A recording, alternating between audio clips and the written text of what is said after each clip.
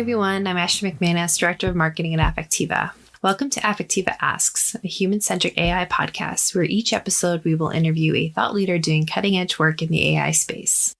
A little bit about us. Affectiva is the pioneer of in-cabin sensing AI, software that can detect nuanced human emotions, complex cognitive states, behaviors, activities, and interactions within next-generation vehicles. Today's episode features Affectiva CEO Dr. Rana Kaliouby moderating a panel of experts: Detlef Wilke, Technical Manager at Aptiv, Chung, Senior Business Development Manager at Veoneer, and Richard Schram, Technical Director at NCAP. Consumer rating agencies like NCAP can influence the prioritization of vehicle safety systems, especially as it relates to how OEMs and Tier 1s shape their roadmap. Starting in 2020, NCAP is proposing rewarding driver monitoring systems to mitigate the very significant problems of driver distraction and impairment.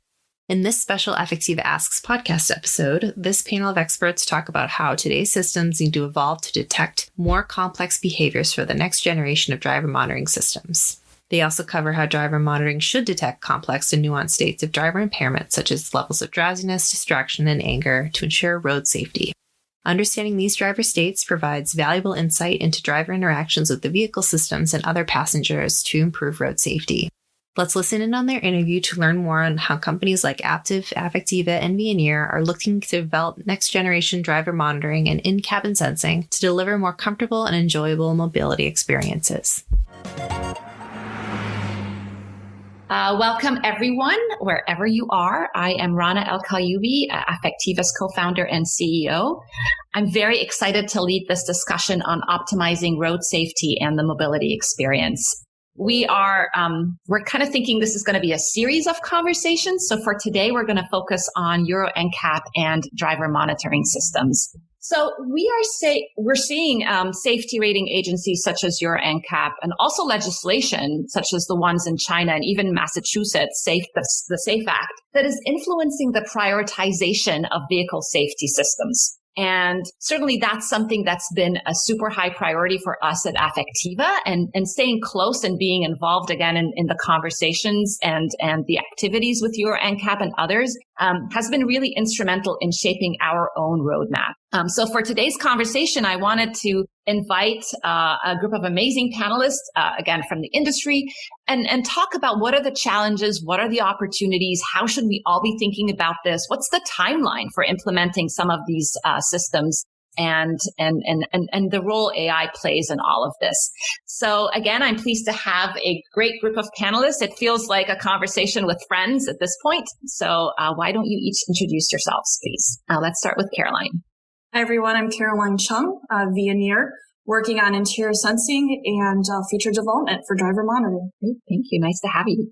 I'm Detlef Wilke, working at Aptiv and active with monitoring for quite a while.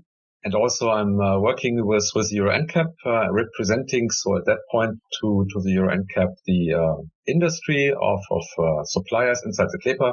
So I'm the chairman of the CLEPA occupant status group for the Euro NCAP, so we get technical feedback, and that's kind of what I want to do today, to not only represent Aptiv as a company, but really to give the technical feedback together with Caroline, what we have here as industry, and how we see that NCAP and legislation basically drives the systems forward. Excellent. Great to have you.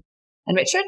Yeah, Richard Schram, Euro NCAP Technical Director, and in that role working on a lot of different topics, but also on occupant status monitoring and driver monitoring for 2023 implementation. Great to have you. So let's start with you, Richard. Tell us a little bit about how Euro NCAP got started, and tell us the story. Well, how Euro NCAP was started was 25 years ago already, with the good old crash testing. Since 2014-15, we started also including active safety. Mm-hmm. And I think at the current moment, we are leading the industry, or leading the NCAPs to push industry as hard as we can to, at one side, fit cars with a lot of advanced systems that are not mandatory by regulation at the moment. And secondly, to push the performance of the systems as well at the same time. So I think this is our challenge.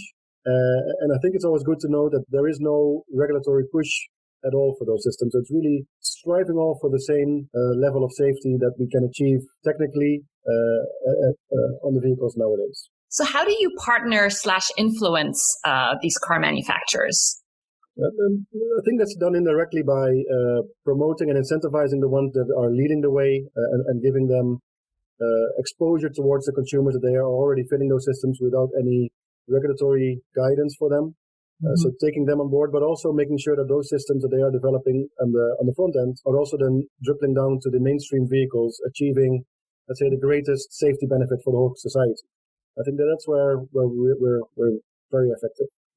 And can you talk a little bit more about like the specific goals with your NCAP safety rating system? And also maybe comment on the committee that, Affectiva is part of, so is Aptiv, a number of us are part of this working. Yeah, so Euro NCAP works. One of the things we are very keen on is to have industry know what we're going to achieve in a couple of years, and then to work together with industry on a feasible test and assessment protocol when we are starting to introduce those systems, so they can prepare themselves for those new requirements. So we put all of this in a roadmap that manufacturers can prepare themselves. And again, in those working groups, and this is the one where Affectiva as second-tier suppliers, and that's, by the way, a first in Euro NCAP, to have second-tier suppliers involved as well, next to CLEPA and also, of course, the car manufacturers. So we have a direct input from all stakeholders that can help us out on achieving a good test and assessment protocol in a very relatively short time. So we're developing these protocols in 1 to 2 years. And we couldn't do this without the help of industry on the table as well. Awesome. So now let's turn to Detlef and Caroline. So you're obviously kind of, at the center of this ecosystem. How are the Euro NCAP requirements affecting your work? And what are some of the challenges that you're facing? Caroline, let's start with you. Yeah. Driver monitoring systems are already in the market now. So it's really interesting to have a conversation as a group, like you were talking, Rana, about the ecosystem, right? We all come together and we say, this is what I'm doing. This is my test methodology. This is what I'm using to validate. So I think a lot of the challenges are coming with all of these working groups, whether it's what you mentioned with NCAP or the CLEPA working group, getting all those ideas together and taking that initial stage of harmonization. How are we going to approach this as an industry? And I'd say that's one of the major challenges. And as far as driver monitoring itself, I think Detlef is going to touch on this a little bit also, but we really need to balance the user experience at the end of the day, right? We don't ever want to be a system that the driver wants to turn off. There's an annoyance factor. So we have to, in this initial stages, balance how well the system works with true positives, and also that annoyance factor of, okay, maybe if I slide the scale too far over and there's too many false positives in the system, this is going to cause an annoyance issue. So both from how the algorithms work and how the system works, and also that human factor experience at the end of the day really needs to be harmonized. Absolutely. Detlef, how about you? What do you think? Obviously, same opinions there. And for us, the challenges, let's say, are also the life cycles that we have, right? So the technology itself is developing faster and faster. So it means when I started a lot of years ago, the typical design cycle was 4 years for a product. Now it's actually, from a hardware perspective, down to 2 years, right? And now we with software get faster on that. And that's what we need to, right? Because the capability of the systems is evolving. And if you compare the systems that we have seen a few years ago, specifically for driver monitoring or anything that was, let's say, recognition-based, which we talk about, so direct sensing systems, it has changed a lot over time. And for us, the challenge is, and Richard with Euro NCAP is pushing that, to really get that in the market as fast as it's available as a robust product, right? And that is a helpful process. Because legislation will always be a lot slower than what the Euro NCAP, for instance, as an organization can push through. And like Caroline said, it's up to us as an industry, right, to combine forces together basically, and then say, okay, how can we drive that holistically, and at the end make an acceptable system?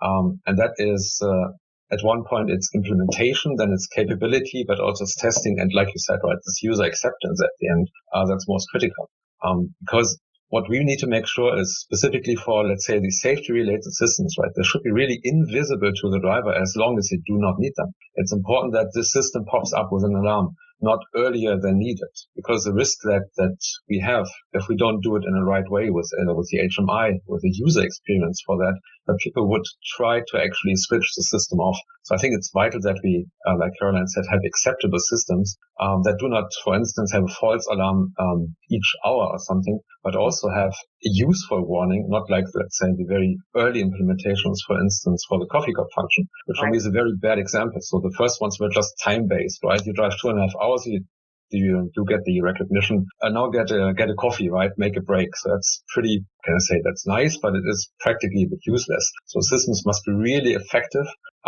recognizing then with a really high true positive rate that you do have a distraction, that you do have a micro sleep event, for instance, right? Because at the end, I think we want to save lives with that. And that's the goal. And we need to prevent that the user basically switches off the system if he has the capability to do that. Yeah. And for me, I mean, the user experience and taking a very human-centric approach to designing the solution is really key. And for me, the solution is that it has to be a holistic, multi-signal kind of inference of the state of the driver, right? And again, I think, and many of these guys are on the line, the first generation driver monitoring that is primarily focused on gaze tracking, right? That's definitely a great first step, but think about the things that, for example, Affectiva has been historically known for, right? There's this idea of temporal modeling, looking at multiple signals from the face and maybe other channels of information. It could be body, it could be voice, but integrating all these kind of complex signals to understand advanced driver states, like early onset of drowsiness. Like that could be a very helpful and important signal to be able to detect way before microsleep happens, and it's kind of late in the game to intervene. So even kind of where we started with emotion recognition, if a driver is really angry while they're driving or really distraught, I sometimes share this personal story of mine. Almost like maybe 7 or 8 years ago, I got in a really bad car accident. I was completely distraught while I was driving. I was upset and I wasn't focused on the driving experience at all, and didn't see this truck cut me off, and it was pretty bad. But I keep wondering if we had an advanced DMS system in there that essentially saw that I was just not focused on the task at hand. It could have, maybe it could have intervened. So this is where I see the role of AI becoming really important, because it's this complex, I guess, signal. So I'm curious what you both think, and then Richard, I'll come to you next. What role does AI play in this whole kind of roadmap? So for me, AI is really the key factor to do that.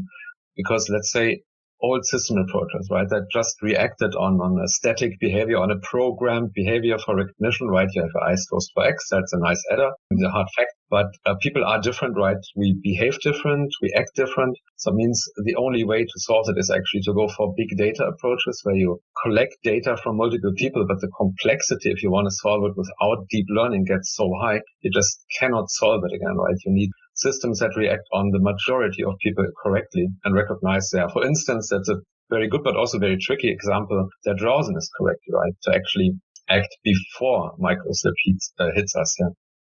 Caroline, how about you? Why do you use AI? Yeah, I mean, I share and I echo Detlef's view is that it's very extremely powerful, especially in the space we're playing in, computer vision, deep learning, machine learning. That's the future. I mean, and I'm sure everyone on the call is completely aware as we're all playing with these type of systems and utilizing that data collection is so powerful and is so key to having a really good model at the end of the day. So if you have crap going in, you're going to have crap coming out. So that understanding of what you're feeding it and making sure that all the demographics are covered, all the ages are covered, that you're truly getting a representative data set to feed into AI and that machine learning. That is what I think is key. So everyone's going to use it. It is the future, but I do think that there's some sort of understanding and carefulness that needs to go into that process. Do you see any pushback from the OEMs in terms of using kind of deep learning based approaches? Because it is pretty new to the industry, right? Just a little bit, but I think most OEMs understand that with, front camera stuff that's been out there for such a long time, with pedestrian recognition, with vehicle recognition, that the concepts are understood. I think the slight pushback goes back to that understanding portion of it. If you have a black box and you have no idea and you can't explain what you're doing and what's going into, and you just say, hey, I've got this machine learned algorithm that I don't know really what it does, and validation's all over the place. You put in one input one time and it spits out one thing, and the next time it spits out something different. That's the problem. So it's a tool. It's a really good tool to have in the toolbox, but the person using the tool needs to understand how to use it correctly and explain it. Absolutely. So Richard, how about you? Like, what role do you think AI/deep learning based approaches can play? And perhaps most importantly, given that it is often kind of a black box, how do you plan on testing these algorithms? That's a good one. And I think it's not only your NCAP, it's maybe even more regulation that will restrict a lot of it. Because you cannot type approve a vehicle, which tomorrow will be a different vehicle officially. So I do see the value, of course, of all of these technologies to develop a more robust, clever system. But I do think ultimately that implementation in vehicles will be done by an incremental software update while learning in the background. You simply cannot sell, at least not to me, not to anyone, that the car may be very good when you buy it, but may deteriorate over time or even improve over time, of course, with what the official intention is. But to have a product which is a black box in terms of performance is very, very difficult, and I would nearly say unacceptable. Now, again, we are looking at incremental updates. We also like to see vehicles to improve over the lifetime.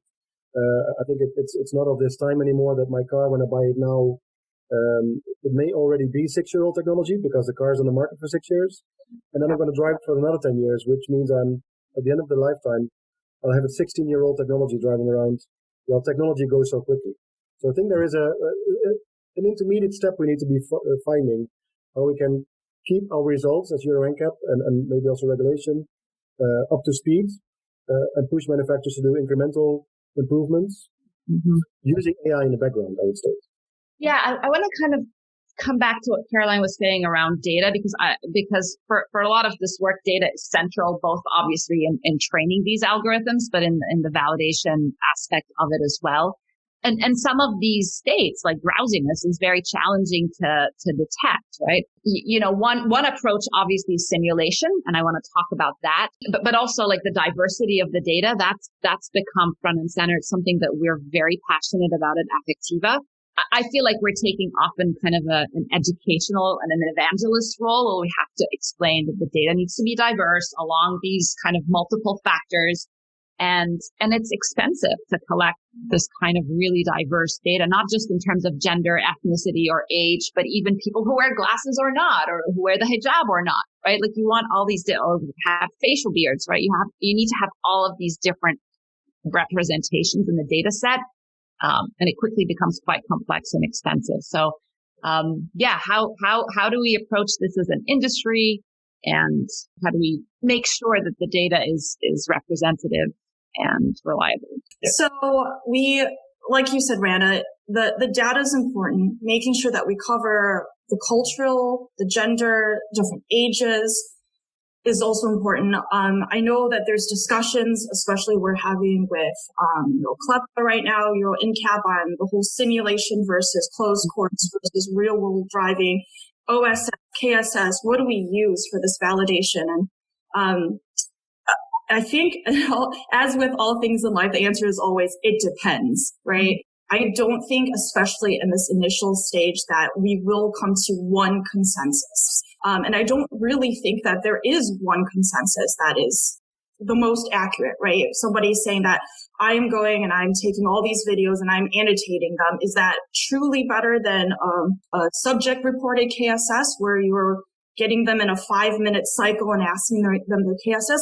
We could have this discussion all day, and I don't think that we would ever get to a consensus, and I don't think the science says that there is a consensus. So I think especially in this first stage, as we're pushing this technology forward, we really need to be open-minded into saying, all right, different people are doing different things. Maybe we will get to a consensus 5 years, 7 years later on down the road when we fully tested out, fully rolled out. There's more data to look at, and there's more results to look at. But in that final stage, in the first stage, I don't think there is one right answer. And especially when you talk about Is maybe simulation data better than real world data? What corresponds the best? I don't think there's, a good answer there either. So, for example, drowsiness, right? If we want to talk about drowsiness in a simulator versus real world, of course, you got to factor in the safety factor of are you really going to allow people to get drowsy in a car on a real world with other people around, right? There's an ethics question to that. So closed course simulation is the safest way to do that. Does it correlate 100%? It may not, but if you're using a signal, let's say like blinks or blink duration, whether you're in a car and drowsy and blinking versus, sitting at home on a couch or in a truck or in a plane, those signals are going to be relatively the same no matter where you are. But if you're using something like gaze dispersion, then yeah, that's definitely going to be different than you're drowsy on a couch versus drowsy in a car. So it depends. I think we should be open-minded in this first stage. And I think there's going to be a proposal to use multiple different methodologies. Do you agree? Yeah, let's take that point, right?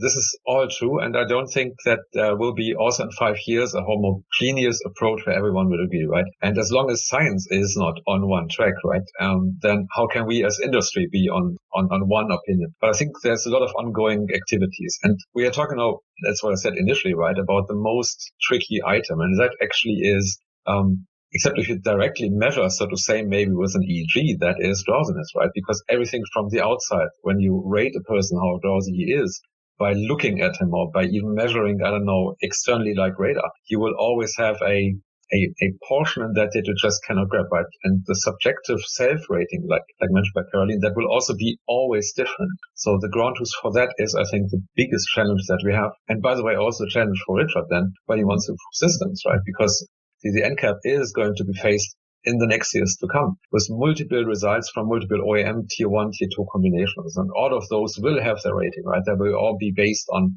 a pretty huge amount of data, where you will have figures in you have hundreds of hours of data, you have ground truths. The data that you've recorded in the system behavior is compared against ground truths, and that is what you at the end have to have enhanced for the road approval type approval of the car, but also have enhanced then for the Euro NCAP.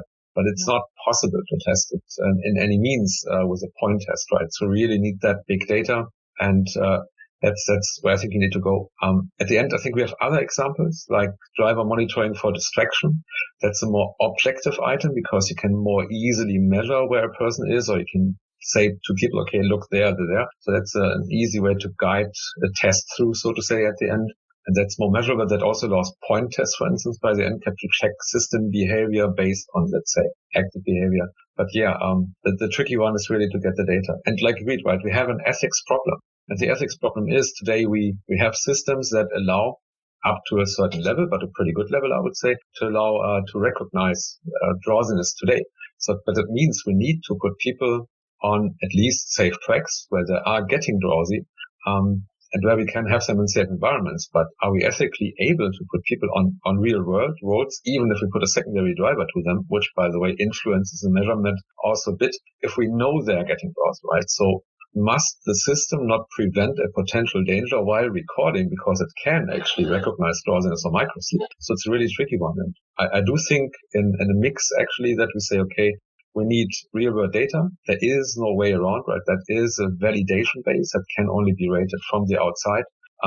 We need those recordings from the street, mass recordings, potentially with a few real events, and then the rest needs to be simulator data, safe driving environments, and to actually test the algorithm behavior at the end, also synthetic data, because you can, with synthetic approaches, you can generate a lot of data in a very short amount of time and can multiply, so to say, the inputs that you have already captured in order to test and validate those systems. So, but I think we as industry will have still a hard time in a lot of discussions how we can harmonize the approach and the measures the best, so to say, to be able to have compatible data at the end. Yeah.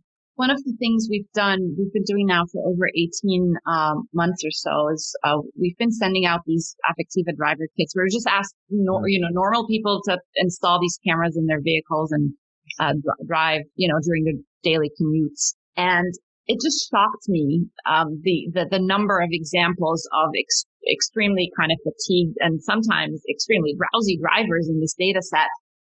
which is of course naturalistic, right? And at some point we decided to focus an effort on night shift workers, right? Because they're up all night and then they're going home in the morning and they're extremely tired. So that kind of gave us a less sparse representation of real world drowsiness behavior, but it's not enough and it's not diverse enough, obviously, to be the whole solution. So Richard, would you accept a combination of simulated / synthetic / real world data? I think in general we're open for anything. I think there's a couple of boundary conditions we need to fulfill. We cannot test a car for a year's time. We need to test a car within maximum a month, I would say, but all of the tests we need to do.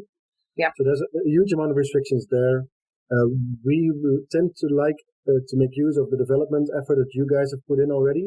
Why shouldn't we simply listen and maybe learn from you on what we should require, what are the key elements that we need to know about these systems?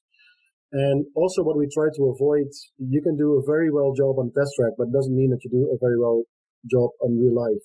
Mm-hmm. So that's always the difficulty we have. So I am always, and that puts a lot of effort on industry, I admit, to ask industry, you convince me that your system works and you help me out. You are the experts here. I'm merely assessing and trying to set and push the industry to implement these systems in the vehicles to increase safety for the consumers.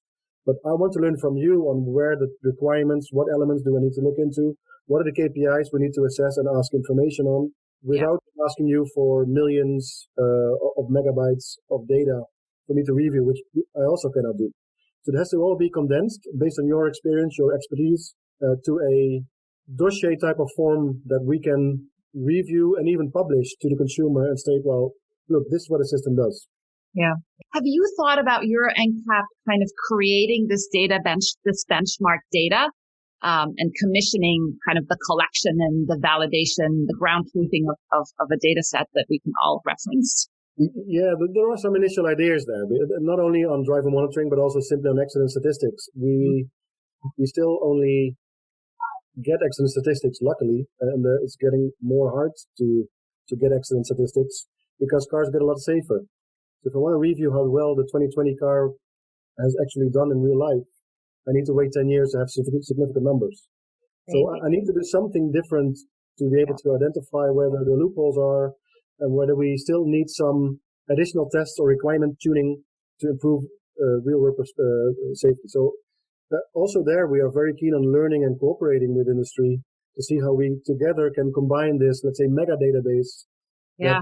You can also benefit from what Aptiv has done, what Veoneer has done, and just create a big learning database. And if your NCAP can play any role there by asking manufacturers, working together with manufacturers to get the data on board and in a centralized database, which I guess we can make use of our independent position, we'll be more than happy to support it. Yeah, that is very interesting. So I want to kind of mention one of our collaborators is Brian Reamer at the Advanced Vehicle Technology Consortium at MIT.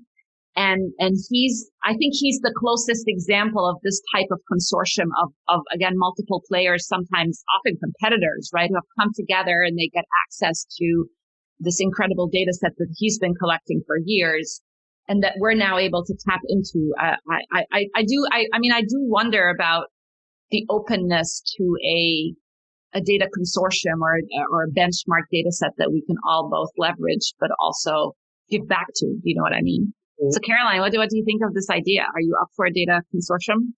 Yeah, I think AVT consortium is a really good start of that. And it's actually been extremely valuable for us as Veoneer to be part of that consortium and get that data. Going back to the previous question of naturalistic versus simulation, his data set, the AVT data set is just so valuable because it has people that are naturalistic, driving under all conditions around the Boston area. And so that's been extremely good. But yeah, more data is always better for sure. Detlef, what about you? Do you think we can get the industry to agree on a data benchmark? That is actually a tough one. I think if we look at OEMs and tier ones and the way that let's say the industry works as a whole, right? So I think it would be good to have maybe then the development data set, so to say, shared, right? That's maybe easier. That's not a decision of a customer of, let's say, a tier one, for instance. But in most cases, you have the problem if we do not, let's say, pre-develop systems, right? If we have them for development on the road, then at some point you go in a car, and that means these will be mostly then customer cars by design, right? Because they actually are having a certain setup of a camera at a certain space. So if you're unlucky, so to say, then you even hit confidentiality. So that means you cannot publish, even if the content would be really interesting. You would just be unable to publish that if you get the okay, because it has confidential services or something like that. So would I like that? Shared database, just technology-wise speaking, not as a tier one? Yes, for sure, because it would make life easier. But the database is really one of the core, so to say, the core ownership of an OEM, if he does the testing, is the core ownership of a tier one AT2 that actually made him to develop that. And as we all know, right, the invest in that is pretty huge. Actually, it's massive, right? That's one of the most expensive parts that we need to solve to get first the algorithm ready and then to get it road approved. So it's a tough one. So that's why I actually think it's easier if that comes via public, right? If it comes via universities, that you then, and that's always a success story for me, that you have public databases that people contribute to, that also companies could contribute to, but not project specific, but specifically the point of drowsiness, right? For me, that's so hard to crack behavior of people, like you said, right? Commercial drivers, for instance, not only the night shift, that's another really tricky group. But think about commercial drivers. They behave totally different. They are trained to actually drive with pretty severe drowsiness. So all of that is something that's pretty hard. So yep, I'm pro for the database, but I think from an industry perspective, a shared one is always problematic. So I would like to have the MIT approach maybe copied for Europe, right? And that we have, or even combined, and that we have a good amount of contribution there to basically then train AI-based systems for that. Or at least maybe have very clear guidelines on what that data set needs to look like, right? And what does it need to include? So quick question on how did you guys pivot your data collection during the pandemic? We've had to stop everything, obviously, the first few months of the pandemic, and then, resume data collection. But it's been actually really fascinating seeing the Affectiva team kind of pivot how we do data collection to do it safely. So we bring people into our data collection facility, but obviously everybody's masked, and then try to do it safely. And so I'm curious, how did the pandemic affect data collection and data acquisition? It's definitely a lot slower for us, especially I'm in Michigan, near the Detroit area in the States, and we've had spike after spike. So when the spikes are really high, we don't get people coming in. It's just really, really hard to get people to want to sit in a vehicle, especially with a tester. We've had to pivot a little bit to doing stationary testing a lot, where the tester stands outside of the vehicle, and safety precautions. We've had to have plexiglass installed as a barrier on the back seat. So we've adapted. It's not going the rate that it normally goes, but it's still progressing incrementally. And not in vehicle, but we've also, done the simulation portion of it. So having all your eggs in one basket sometimes is not a good thing, especially when you're dealing with something crazy like the pandemic. So we're really glad that we kept going with both the simulation and the vehicle data collection, so that we can spread out and have people come in wherever they're comfortable with. Yeah, we found that we've had to also kind of not put all your eggs in one basket. We've had to really invest into data synthesis. I mean, we have been investing in data synthesis, but when this happened, we were like, okay, now we really need to take this shift a lot more of our focus towards that. Detlef, how about you? Yeah, obviously in the really heavy ramp up that we had in quarter 1/2, then when everything got shut down basically publicly, we also had to shut down these activities. But like Caroline said, right, we and the rest found ways to solve that. Basically, it's you basically shift what you don't have to do at that point, right? So if a project allows to shift certain activities like people that need a safety driver, then you just don't do it at this point. You shift it a bit to the future. And as you have seen in Europe, the pandemic went down pretty much.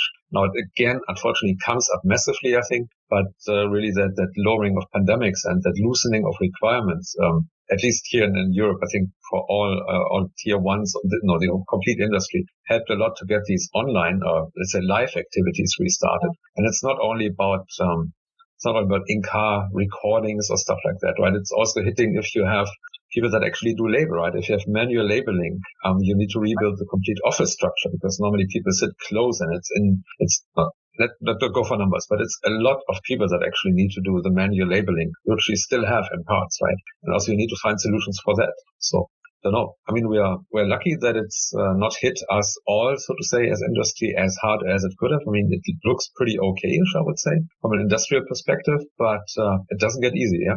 We have the next wave coming up, so let's hope with the vaccination and stuff like that by end of this year, it looks a bit better for all of us, yeah. So Richard, talk to us about the timeline and whether this pandemic has affected the timeline in any way.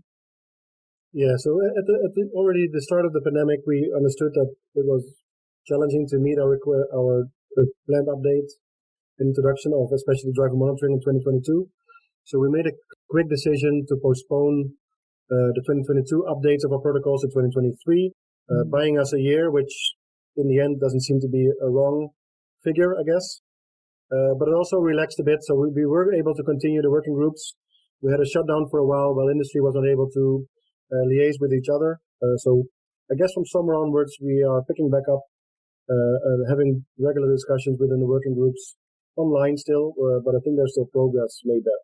We already took our measures, and I think we're still on track for now 2023 introduction.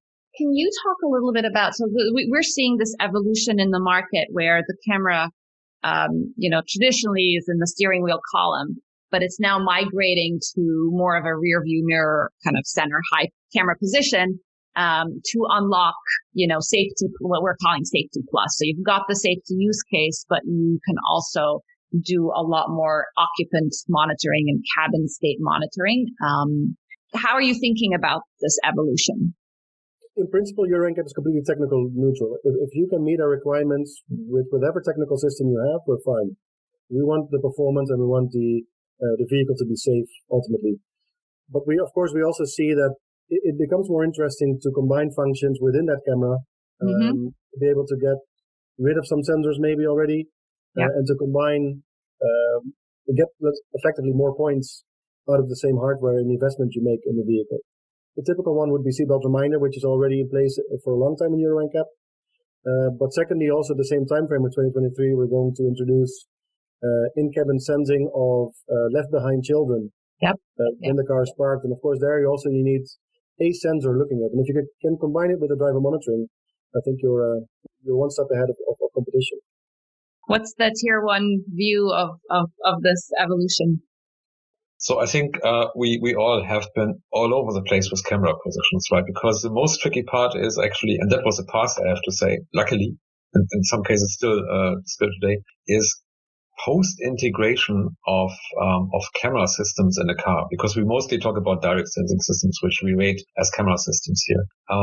That is a mechanical and also a vision systematic problem itself. So I think all of us have been in the hundreds maybe of mechanical and optical positions, trying to find the optimal space, but still getting acceptance from the designers. So that stage we are slowly but surely leaving, I hope at least, industrially speaking, and that actually designers accept that there needs to be a system somewhere that has best case no visibility, but in some cases you need to adjust some surfaces. And all of these positions, all of them are not perfect, right? All of them have pros and cons.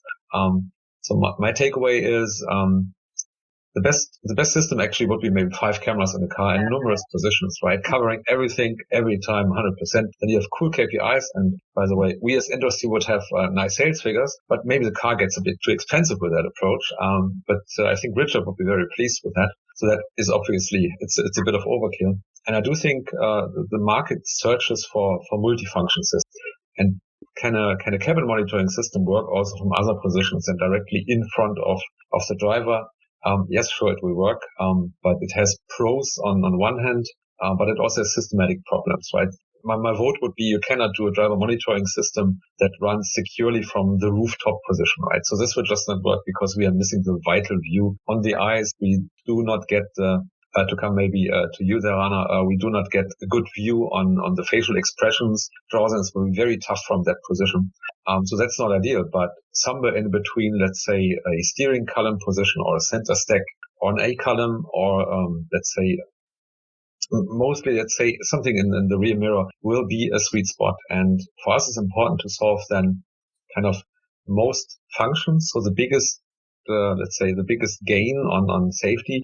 And maybe you can also let go of some capabilities, for instance, on the driver monitoring system, on the normal, let's say entry driver monitoring system, when you gain other points, not points in an NCAP speaking, but other capabilities of the system by, for instance, getting a body pose, right? So then you have one more safety, then you might have just lost a few 0.5% or something on the tracking capability of, for instance, the left eye, which would be one of the problems there.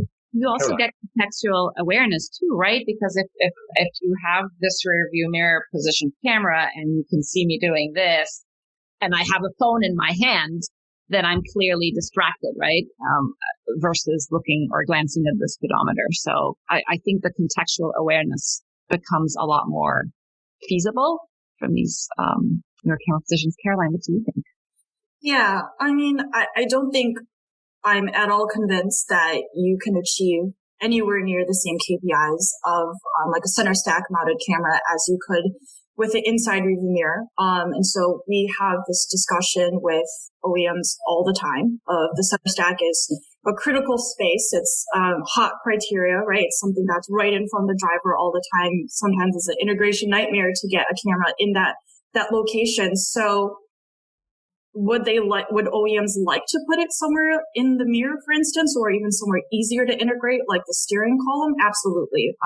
We get asked that all the time, but if you can't have both, right? You can't have really high KPIs and then also something that's really easy to integrate. So what we see from OEMs recently is that KPI is taking more of that precedent over the ease of mounting. So I do see that most solutions will be center stack based probably in the near future. But as Richard alluded to, as we get into interior sensing and things like child left behind become added on, then we'll start to see that migration into a center stack, into an inside rear mirror type location so that you can get that contextual awareness and more benefit from that location with a lower KPI for the driver monitor. I think it may be good to note as well that your NCAP doesn't strive for the perfect system only. Mm-hmm. We want fitment, and it's probably better to have a less performing system on all vehicles than having a perfect system on just a few of them. Right. So we're striving, and also we want to give incentive to the ones that are investing those 5 cameras in the vehicle to score more points so the consumer can choose whatever you feel is important for you. So I think we will set, of course, a minimum, which typically is regulation. And then we will, on top of that, show consumers that this may meet regulation, otherwise you wouldn't be able to buy this vehicle. But if you buy that vehicle, you got top of the bill. And I think that's really where consumer information comes from. I love this. I love this idea of a scale, right? And you as a manufacturer, you can decide where you want to hit this, and it allows it just moves safety forward for everybody. Yeah. All right. So final question to everybody here. What advice would you give to car manufacturers as they think about their safety, their commitment to road safety? Detlef, go first. So for me, it's about, let's say, getting acceptance for the systems, right? That actually the customers demand them. So to play the role of how safe a car is, and actually recognize it to the customer. So my example is always, let's say in the past, people did not care if a car actually had ABS systems, ESP on board. Now it's a must have. And obviously the NCAP has done a lot of work to actually get it to that point, I have to say, to get it in the heads of the drivers. And I do have the hope that if we all do a job good, and if the first systems are really mass market, and they will be just a matter of time, so 2023, we know that a lot of systems will enter due to the push there. then you will recognize that people recognize the systems, right? Not in normal driving, but I'm looking forward for the point that actually we get a lot of driver reports public, so to say, in Facebook, wherever, in interviews, where they state, my car has saved my life because it just has saved me from falling asleep, or has saved other people because it actually alarmed me when I was really heavily drowsy and in a manner that was useful to me. And that I think is also then the push maybe for the US, right? Because if we have customers all over the world getting this type of information, then you might take as a customer the decision, okay, my next car needs to have mandatory a drowsiness and distraction recognition system. If it's not for me, because in the US approach, it's for my daughter, right? If I buy a car for my daughter, so then my approach would be, let's make sure that the industry gets to that point that customers really demand that feature at the end. And that's where we should work on altogether. Okay. Caroline? I think that the human factors and the user experience portion of it is ultimately the most critical portion. So whether it's Aptiv, Veoneer, or other tier ones and tier twos, we can come up with the most perfect working system in the world. But if the execution does not work from an OEM human factors perspective, there's not going to be a good public perception about it. So I think that is honestly the most key point. We can have best KPIs, greatest validation, we can all agree, but if it doesn't warn and it doesn't do it correctly, it won't work. Absolutely. Richard? I'll keep it short. Just buy a 5-star car. I think it's relatively simple. Love it. That's great. For us at Affectiva, I think taking a very holistic approach to solving this problem, and again, this is where I think this idea of an in-cabin sensing solution that is multi-signal and contextually aware can be really kind of the future of this. So thank you all for a wonderful conversation, and to be continued. This discussion had some great points on the challenges Tier 1s like Aptiv and Veoneer are facing to address road safety requirements outlined by Euro NCAP and how they are looking to overcome them.